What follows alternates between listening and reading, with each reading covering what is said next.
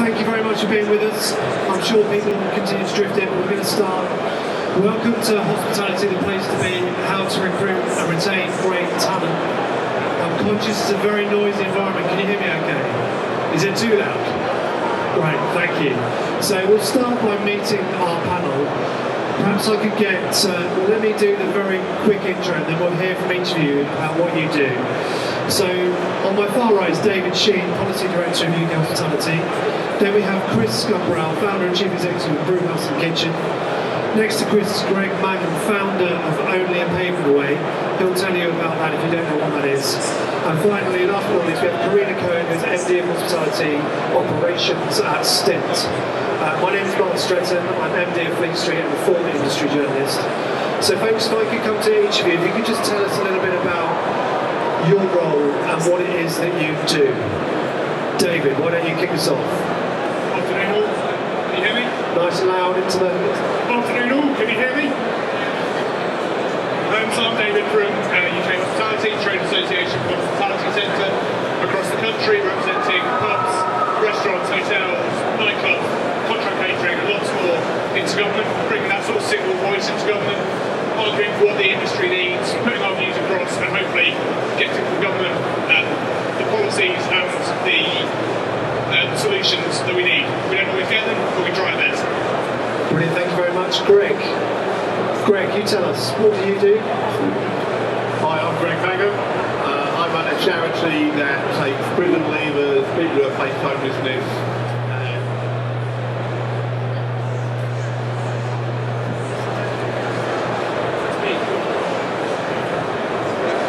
so if you're bored, they're already bored, you know what I mean?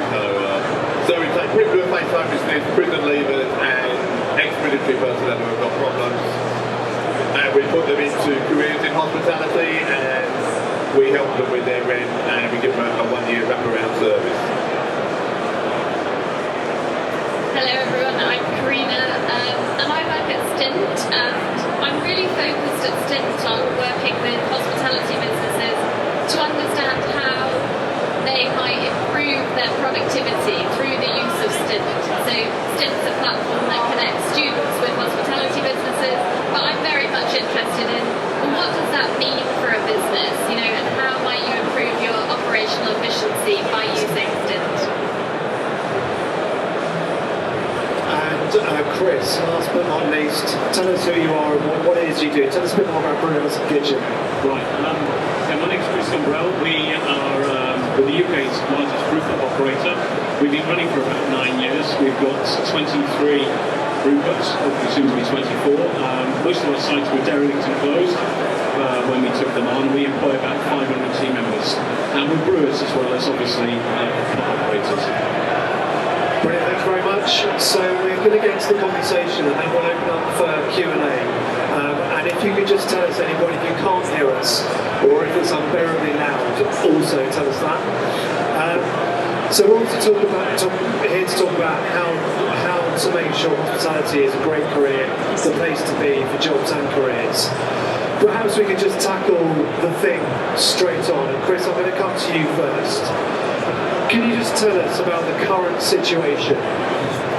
And if that situation, is it a problem, is it an issue, is it a crisis? What is the scale of the situation or the issue? What does it look like in your business, and what does it look like from your perspective? In terms of, I suppose it's going to refer to UK hospitality's numbers on this, but I think it was reported the other week, David, correct me if I'm wrong, there's 22 billion quid a year being left on the table right now, where we don't, as a sector, we don't seem to have enough manpower to actually really maximise our potential, and I think that is probably the big issue that we're all facing. And I think it's actually not just an issue for our sector, it's a national issue as well, because the government's going to need growth in the next 12-18 months, and we've always been that engine of growth. Hospitality was first out of the traps after COVID. It's the one sector that really moves the dial for the economy very, very quickly. So I think that's the sort of macro problem that we've actually got. I think it's very much more complex underneath. We can blame all sorts of things for it. Brexit gets talked about a lot in terms of the return to the European Union of staff who we were previously. I think there is an element of that. But I'm talking to a friend of mine who's got a hospitality business in Canada on Sunday night, they had the same problem, and they were never part of the European Union. So I think it's far more complex. There's been change of lifestyles, aspirations. There's a number of things that are influenced in this. But is it a crisis? I'm not sure it's a crisis yet. And from our own perspective, we have about 8% vacancies right now out of 500 staff. We're actually seeing our turnover decline now, and things start to settle down a little bit. So when we're good.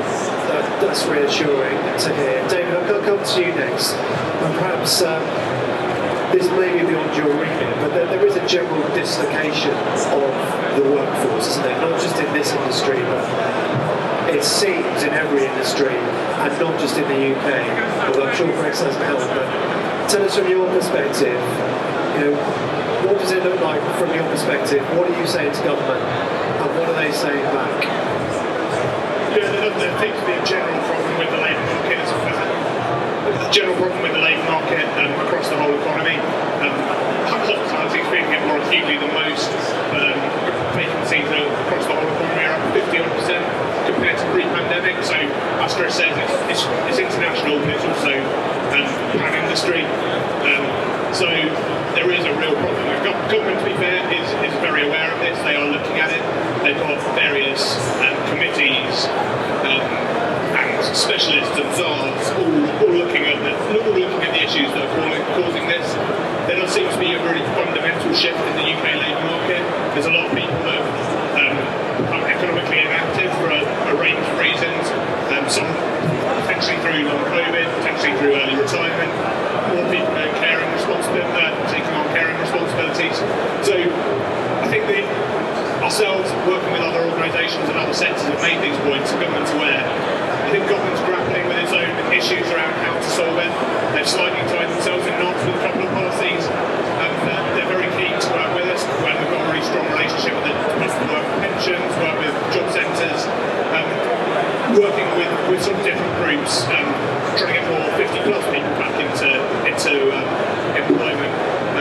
Kate, our CEO, is Disability Confident Ambassador, trying to work with those different groups. So I think we've got to look at all the avenues that we can and just work with government to make sure there are more people looking for work. Thank you. Chris, can I just come back to you, and then we'll speak to Greg and Karina, because I'm conscious you two are part of the solution, hopefully. I mean, obviously we're all part of the solution. But Chris, you tell us, from an operator perspective, is there a problem with the proposition? Is there a problem with the sort of employee brand hospitality? I think look around. I mean, today, we work and operate in a vibrant, exciting, interesting sector that can offer fantastic opportunities for people. I think we have got a problem. I don't think we've got a problem in who we are and what we do. And I think we tend to whine a lot sometimes. I think we've got to get past the whine and whinging a little bit, and we've got to be more proud of what we do. It's almost apologetic, like we become that job of last resort. I always say that people in management now in our sector have ended up having this accidental career. When they went to university, they ended up doing the bar, and all of a sudden they're running a £1 million business for us, really, really successfully. And I think we've got to be bolder and braver about that. We just run these schools back in the last couple of weeks and get in early, get straight to the 15-year-old kids now, start talking to them, start getting them working in our environments now, and get to the teachers. We've been invited to come and actually find and talk to schools, because people working in financial services in Bournemouth where I live, they're making tea and empty bins. My team were doing their CPL, they were waiting on tables, they were helping to prepare the bar, they were helping to train other team members, actually getting involved with all sorts of activities. We have this fabulous, varied, working and exciting environment, but we're like a best kept secret. And we've got to be bolder, we've got to be more aggressive, we've got to cut through schools, get young people in our business a lot earlier, and don't rely on education as well, because the FE system is failing us sometimes. We've got 3.2 million people working in our sector, less than 30 FE colleges providing culinary skills to train chefs today. We've been too reliant on other areas of recruitment. So there's a real problem, but we're not broken. And we will grow. There's 22 billion people left on the table to have staff. We're not broken. But ever since I've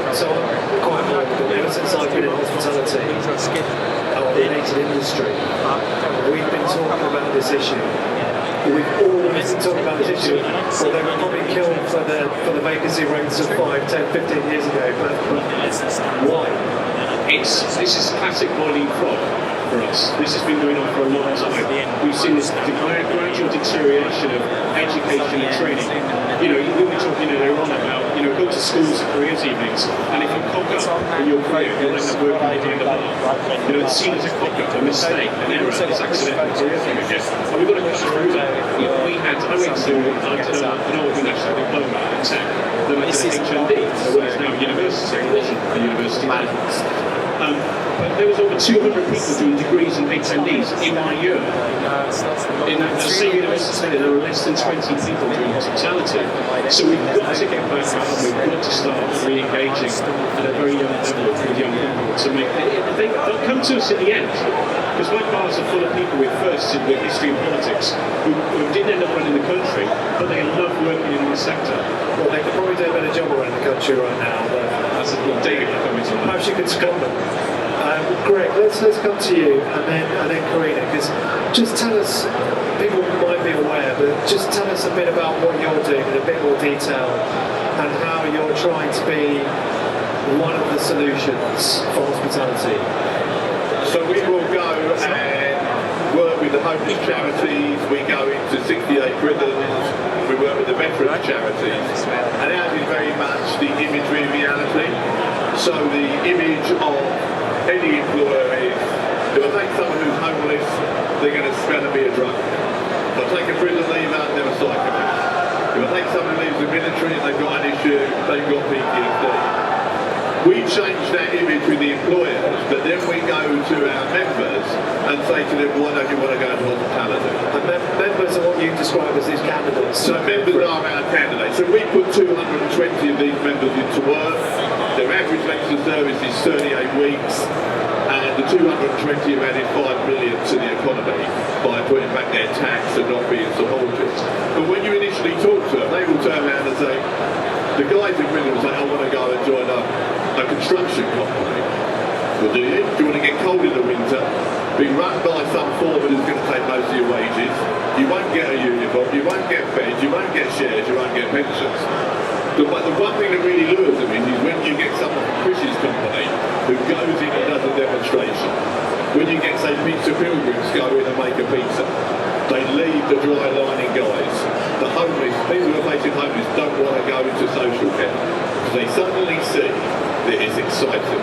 And to me, I think it's, if you pick the right ambassadors for the industry, well, that's what seduces people to come in. You know, if I go into prison, they do not want an old white fart telling them there's a career in hospitality. They want one of our ambassadors who's done 2 years in prison. That's what they want. And so that, I think, it's luring people in and making sure they know that the reality is different from the image, and for the employers to look at an alternative workforce that way as well. Thank you. Karina, if we can come to you, tell us a little bit more about STIM and what you're doing with sort of labour productivity or labour distribution model. Basically, tell us about the core team and then the stints. I'll do that. So at Stint we have a body of 80,000 students across 32 cities.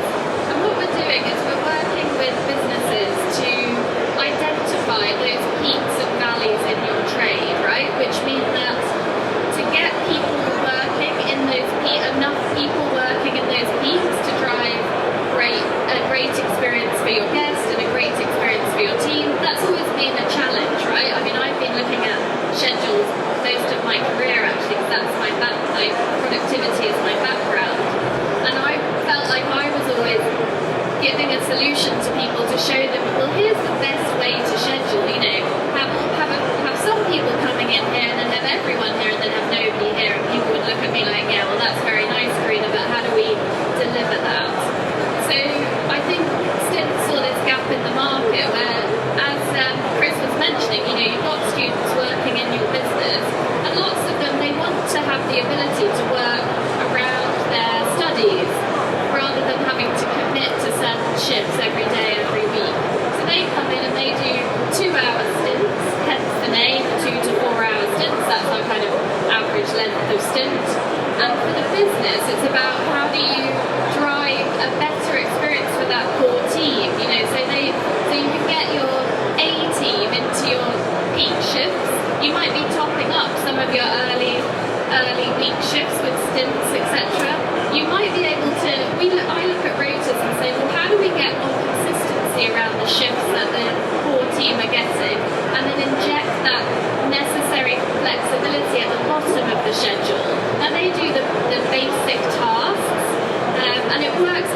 for every business, but I think that it's about what are the levers that you want to pull, where are the bottlenecks in your business, and that's what we come in and identify first. And I think that's an important aspect of any kind of technology, service, or whatever that anybody's looking at the moment in hospitality. It's not just like, oh, is it a fix for something, but what are we trying to fix here? Because it's definitely not a catch-all, right?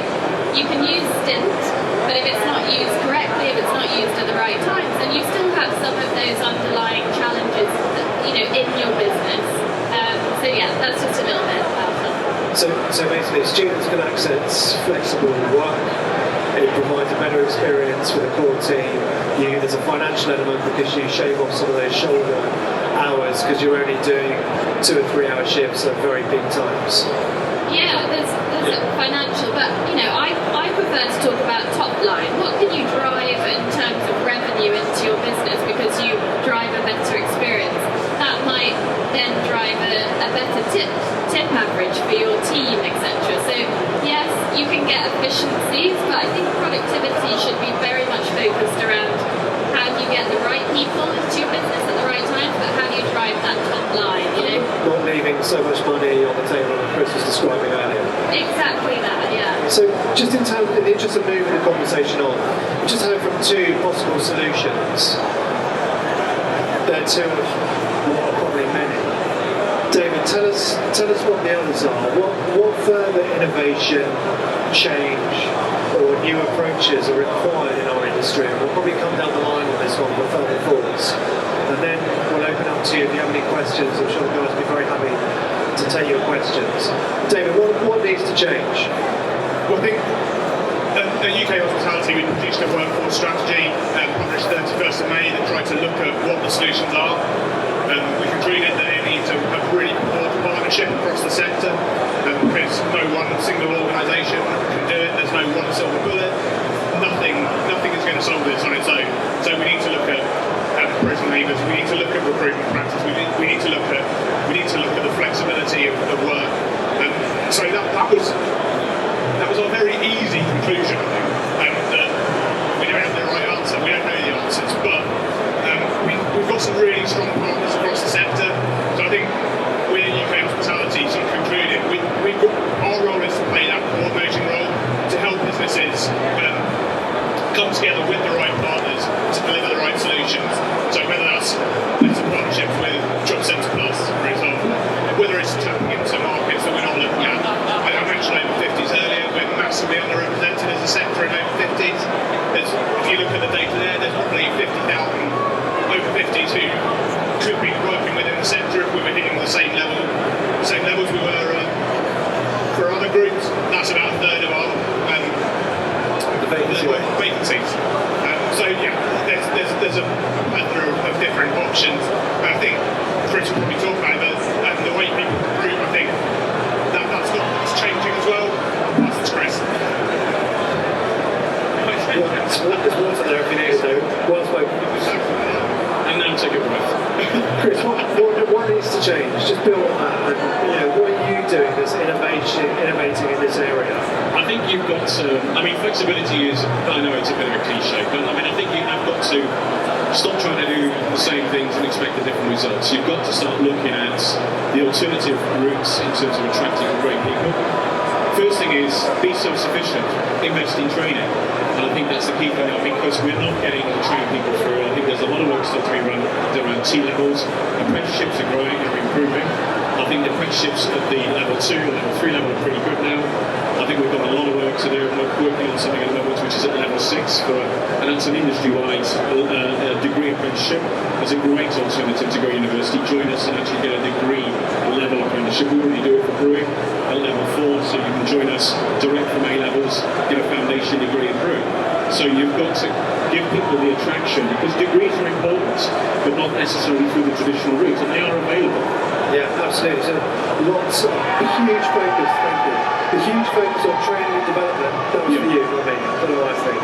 But also, what are the tips and tricks? Because it's about recruitment, but it's also about retention, isn't it? About that 30-day mark, that 90-day mark. How are you keeping people? Well, everybody talks about pay, and if you look at our pay pay rates, and then if you benchmark it, for example, with the public sector, so you look at teachers' pay, look at police officers' pay, even look at junior doctors' pay, we score very well, much better than you would think, and that's before adding on service charges and tips. So we shouldn't be embarrassed about that, but that's not really what people are looking for. They're looking for development, they're looking for good management, and I think one of the weaknesses as a sector is we've not been very good at actually managing people well, and actually motivating people well, and recognition and rewards, and also being flexible around people's needs. We're just talking about a chef's appointment at the moment. We're in one particular site where we may look at a 4-day week for a head chef, or we might even look at a job share for a head chef. Why not? Why not look at that actually, so that you get perhaps somebody who, for example, might be somebody who's at home with young children who may want to come and work from 11 till 2, 3 days a week. Very, very capable, may have a good catering background. So I think we've just got to change our wiring a little bit. So training and development, be better managers of people and be flexible. Yeah, I think that's absolutely key, and I think that flexibility in the industry, it seems to me we still have too much of a culture of you're really good, so I'm going to ask you to work 4 or 5 double shifts in a row because we just need it, or the GM or the shift supervisor looking at an entry-level person going, well, I had to do that when I was in your position, so you're going to have to do it, you're going to have to earn your stripes, and guess what, they leave. That kind of, there's still that cultural mentality, isn't there, pockets of the I think that's, has anybody seen Boiling Point recently? Anybody seen the film Boiling Point with Stephen Graham? That just is not good for us. I've been in this for 30 You had to switch it off, didn't you? Sorry? You had to switch it off, didn't you? I couldn't watch it, yeah, because that wasn't representative of the sector. I've been nearly 40 years now, I guess, since being a glass collector when I was a kid, so I've never seen a situation like that in a 5-star kitchen. And I think that's the problem. We have this kind of testosterone-ridden hero management way of seeing our industry, and this expectation of young people that they have to be almost blooded in the sector, and 60 hours, 70 hour weeks, well, that's hospitality, you chose it, you just got to get on with it. We carry on like that, we will have empty restaurants, empty pubs, and we've got to change. Yeah, thank you. Greg, I'll bring you in, and then we'll come to Greg, and then we'll hear from the floor if you have any questions. Greg, what innovations do we need in this? I think we need to turn around and recognise there's a workforce out there. I've been in hospitality, like I said, over 40 years, but there is a workforce that wants to come into it, and we just need to say, well, how are we going to get these people in? I think what Chris said, get people to work flexibly, get to enjoy it. I think we need to put a lot more money into management training, because Chris and I both work for the same MD. He was an absolute dictator, but you've got me, Chris, Simon Emily, Simon Longbottom, 2 chief executives. We stayed because although he was tough, he trained us and he cared about us and he looked after us, didn't he? And he would come and stand in rough pubs with us on Friday night. And I just think we need, innovation-wise, from my angle on the charity, is we need employers to come forward and say, those people will add great value to the workforce, because they've got great strengths. You're not going to find tenacity, courage, any more than you will find in someone who slipped in the doorway. Yeah, absolutely. And I think it is about accessing different parts of the workforce, isn't it? Like vulnerable people needing stability through employment, like students, like the over 50, over 55 segment. Karina, let's hear from you. What needs to, how do we innovate? And then we'll get some questions. So everything everybody said, and there's a lot of technology emerging now, right? And there's a lot of technology coming across your desks, I'm sure. Use this and it will X, Y, Z. And I think that another thing that would be wonderful to do once you've got your people in and they've got the right benefits, they've got the right training and education. And just on training and education, that's happening not just like online and before they do something, but actually actively when they're on shift. Because when I look at businesses, I see a lot of difficult situations that people need to learn how to deal with them so that they'll come back tomorrow. And I think that's always been the case in the industry, but it's like remembering that. And then with technology, there's no point in just putting it in. It has to go hand in hand with what your overarching objectives are as a business. These technology providers, I kind of am one, but controversially I would say we need to take them to task on what it is. okay, so you've told me what it's supposed to do, but how do I achieve that? What are the steps? What are the things that I need to change about what I do today in order for that technology to be truly complementary and give you an edge around productivity? Because if the people challenge continues, then it is a way of unlocking some of it, you know?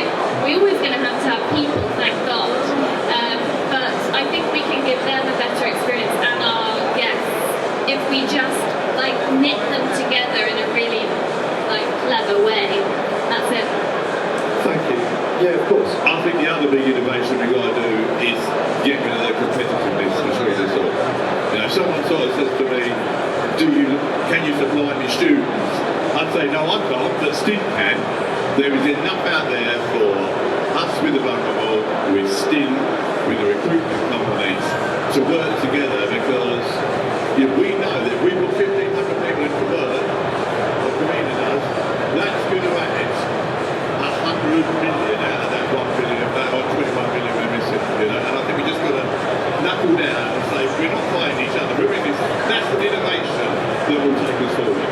Yeah, we're starting to see that, I feel, and maybe we'll get into that in a sec. Do we have anyone that would like to join the conversation or ask a question? If you could just tell us your name and where you're from. Hello everyone, my name is Jason. I live in London, but I represent Healthy Hospital. So it's an organisation that focuses on health and hospitality in general. Do you hear me well? Yeah, is that okay? Well, I had a big question. Obviously, COVID happened and we all had a big break. We all realised how nice it is to have a lot of time on hand, but also how important it is to be healthy. Now, unfortunately, not everyone was healthy. I mean, this time, some were extremely healthy and used the time well. Other people have mental health issues as well. So that was a little bit something that kind of like I've been missing in this chat.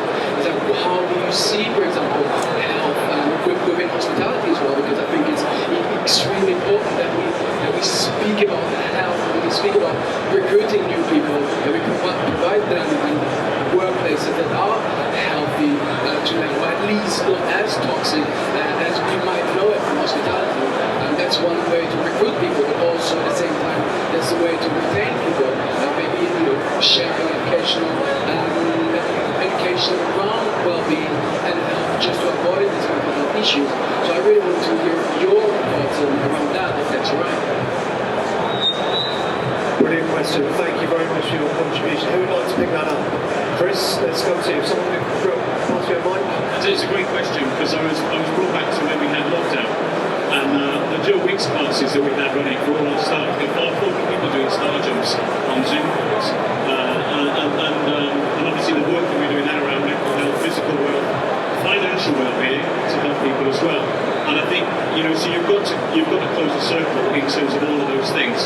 We were pondering after we reopened about why we could not deliver more of those things after reopening again. It's because, that was COVID, and we were very, very concerned. We made the number one priority to protect our people, because we knew they would be essential for a good restart and a successful restart.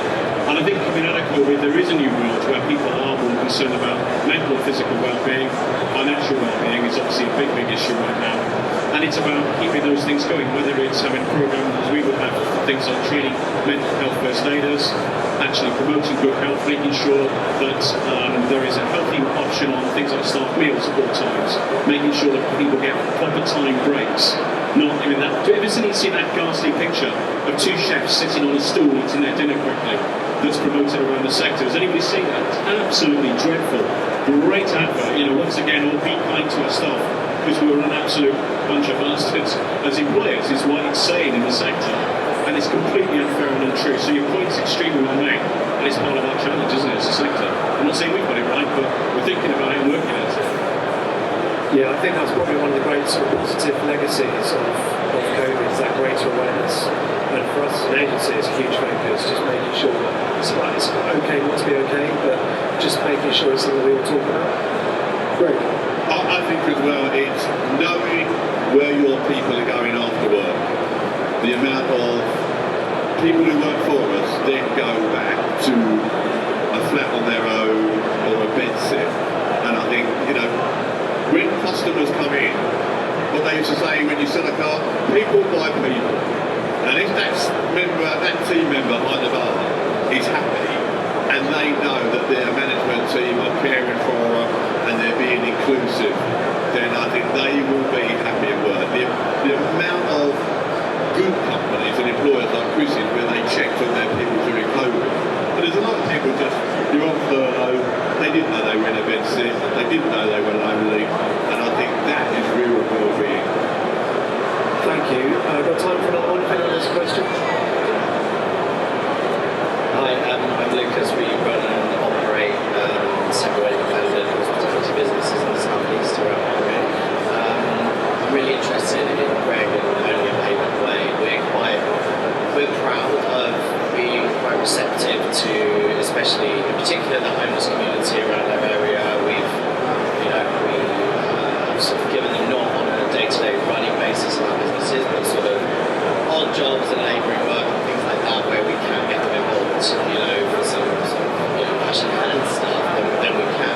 I know that's not necessarily the most helpful way sometimes, especially when you're dealing with people like addicts, who, it might not be the most responsible way to be employing them, but we're very open-minded and sort of up for discussions around that as an organisation.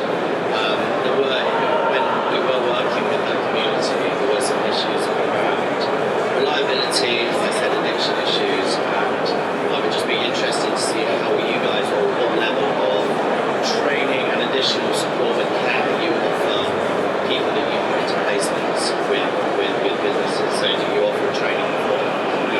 So anybody that comes through us will come through a charity or organisation. So the prison leavers will come through their education program or probation service. Those facing homelessness will come through their charity, and the veterans will come through their charity. And then what you get as an employer, you will know everything about the addiction, the history, the past. The biggest downfall is when we go out and we never take anybody from the doorway.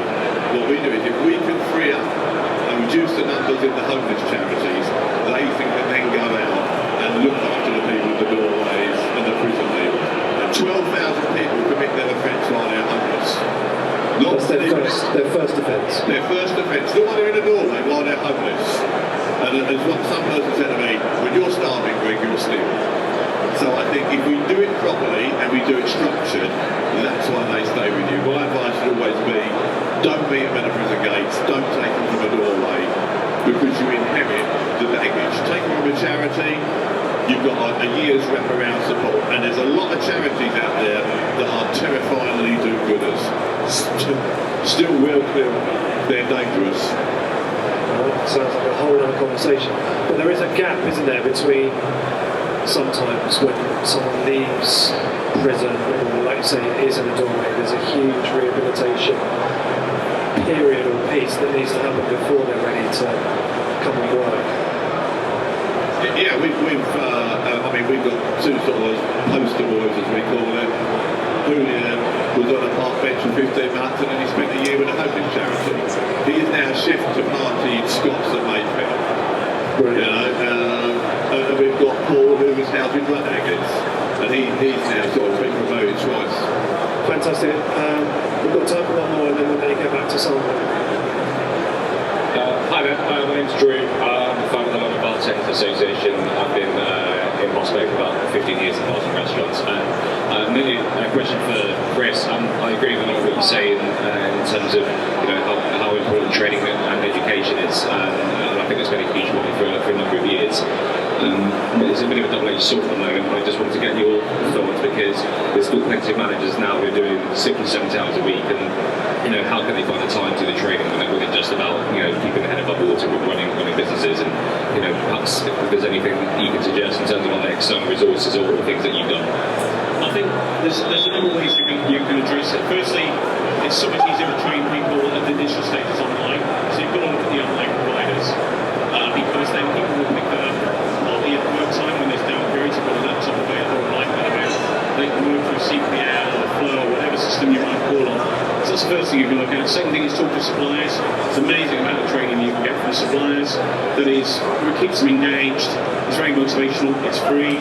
It comes part of the deal. So I always tell people suppliers is interesting. Talking to the guys from Power Academy, we're here today, and they're obviously looking to recruit trainers. Working in bars already to actually spread the word. We've got to build our own infrastructure. The infrastructure doesn't exist anymore. It used to, but it doesn't now. So we have to build our own, and good on you for what you're doing as well. But I think you've got to treat it as an investment. I always use the Richard Branson quote about training, where he was said to it was said to him that if you train people, they will leave. And he said, well, it could be worse. If I don't train them, they might stay.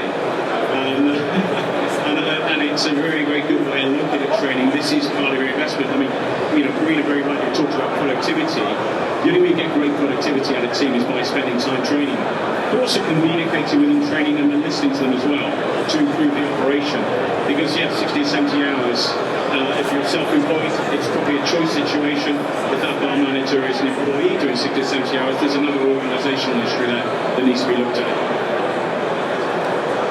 Thank you very much. We're just close to time. One last question from me, and then we're going to wrap. And if we can have really kind of punchy, succinct answers, just like all the other answers you've given.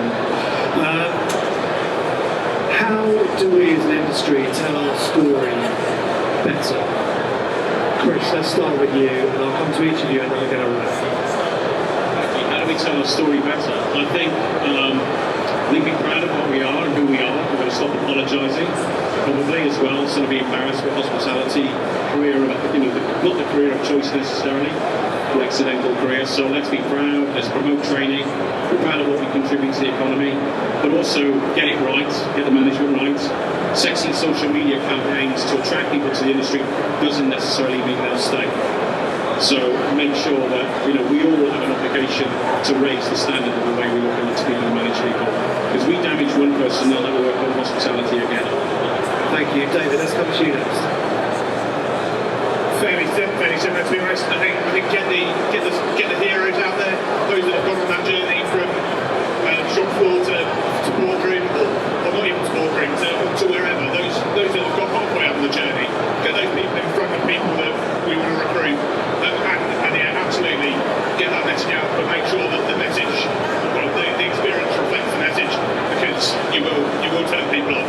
People will get turned off on their first shift, and they will tell their mates, and you've probably lost potential 10 people that could come into the sector. Thank you, Karina. I think, certainly everything that David and Chris have said, but also, let's not forget how much fun it is to work in this sector. Like, the thrill of the Saturday night that goes really well, the excitement of taking the X-read and taking so much more money than you thought you did because you had a great shift, because all the right things are in the right places. I think we've started to focus a lot, like the rhetoric is, how tough it is out there.